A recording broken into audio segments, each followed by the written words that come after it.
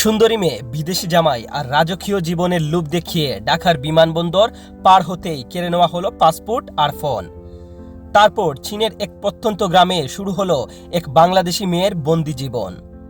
গ্রামীণ এলাকার সরল বাবা মায়েরা কিভাবে নিজেদের অজান্তেই মেয়েদেরকে নরকে ঠেলে দিচ্ছেন তা জানতে আজকের ভিডিওটা শেষ পর্যন্ত দেখুন।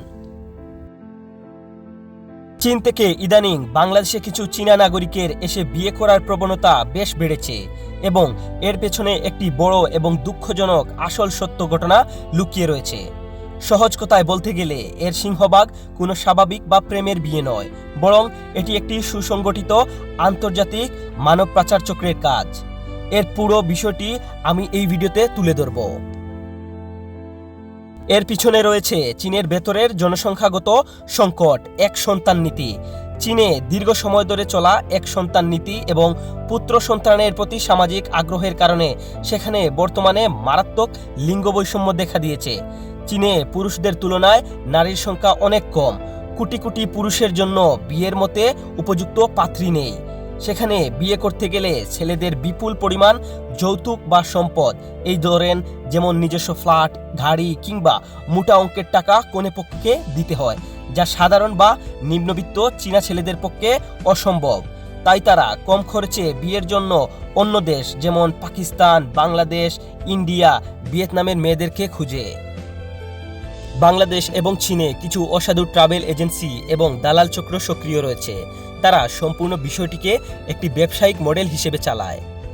দালালরা বাংলাদেশের দরিদ্র এবং মধ্যবিত্ত পরিবারগুলোকে টার্গেট করে। তারা পরিবারগুলোকে বুঝায় যে পাত্র অনেক ধনী, চীনে গেলে মেয়ে রাজকীয় হালে থাকবে। অনেক সময় মেয়ের পরিবারকে মোটা অঙ্কের টাকা এবং যৌতুক দেওয়ার লোভ দেখানো হয়। এমনকি যে চীনা ছেলেরা আসে তাদের অনেক সময় খুব ভদ্র ব্যবসায়ী বা বড় চাকুরিজীবী হিসেবে উপস্থাপন করা হয়, কিন্তু বাস্তবে তাদের অনেকেই চীনের প্রত্যন্ত অঞ্চলে অতি সাধারণ কৃষক, দিনমজুর কিংবা মানসিকভাবে অসঙ্গতিপূর্ণ ব্যক্তি হিসেবে সেইখানে কাজ করে থাকে। এখন আমি যেই ঘটনাগুলো বলবো সেইগুলো শুনলে আপনার চোখ কপালে উঠতে বাধ্য হবে। বাংলাদেশি মেয়েদের বিয়ে করে চীনে নিয়ে যাওয়ার পর অধিকাংশ ক্ষেত্রে যে ভয়াবহ চিত্রগুলো সামনে আসে সেগুলো আমি আপনাদের সাথে একটু তুলে ধরব। যৌনদাসী ও বন্দি জীবন। অনেক মেয়েকে চীনের প্রত্যন্ত গ্রামে নিয়ে গিয়ে ঘরের মধ্যে বন্দি করে রাখা হয়। তাদের উপর চলে শারীরিক ও মানসিক নির্যাতন। অন্যের কাছে বিক্রি। চীনে নেওয়ার পর অনেক মেয়েকে বেশি দামে অন্য পুরুষের কাছে বিক্রি করে দেওয়া হয় অথবা পতিতাবৃত্তিতে বাধ্য করা হয়। বংশবৃদ্ধির মেশিন। শুধু সন্তান জন্মদানের জন্য নয়, তাদের ব্যবহার করা হয়। সন্তান হয়ে যাওয়ার পর মেয়েটির আর কোনো মূল্য থাকে না।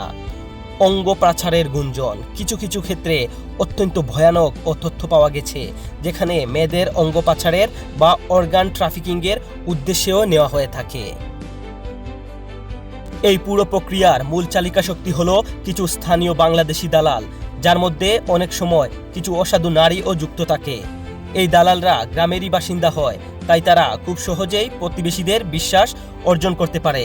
তারা গ্রামে গ্রামে ঘুরে খোঁজ নেয় কোন পরিবারের উপযুক্ত সুন্দরী মেয়ে আছে, কিন্তু টাকার অভাবে বিয়ে হচ্ছে না। এরপর তারা চীনা ছেলেদের সাথে তাদেরকে যোগাযোগ করিয়ে দেয়। গত 3 বছরে হজরত শাহজালাল আন্তর্জাতিক বিমানবন্দর এবং দেশের বিভিন্ন প্রান্ত যেমন নেত্রকোনা, গাইবান্ধা, বগুড়া থেকে অন্তত 50 থেকে 70 জন নারীকে পাচার হওয়ার আগ মুহূর্তে উদ্ধার করা হয়েছে। এই সময় ঢাকাসহ বিভিন্ন জেলা থেকে প্রায় 20 থেকে 30 জন চীনা নাগরিক এবং তাদের দেশীয় দালালদের গ্রেফতার করা হয়।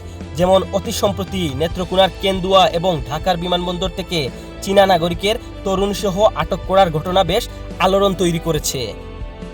ধারণা করা হচ্ছে গত 3 বছরে 300 থেকে 500 জন বাংলাদেশি নাগরিক ইতিমধ্যে চীনে গিয়েছেন এবং সেখানে তাদের সন্ধান আর মিলছে না। আপনার এলাকায় বা চেনা পরিচিতদের মধ্যে কেউ কি চীনা পাত্রের সাথে মেয়ের বিয়ে দেওয়ার কথা ভাবছেন? সাবধান, এই ভিডিওটা এখনই তাদের সাথে শেয়ার করুন, না হলে বিয়ের নামে আপনার পরিচিত কোনো মেয়ে শিকার হতে পারে এই আন্তর্জাতিক পাচার চক্রের সাথে। প্লিজ ভিডিওটা শেয়ার করে দিবেন। চ্যানেলে যদি আপনি নতুন হন সাবস্ক্রাইব করে দিবেন, ভিডিওতে একটা লাইক দিয়ে দিবেন, কমেন্ট করে জানাবেন আপনার মূল্যবান মতামত। ধন্যবাদ।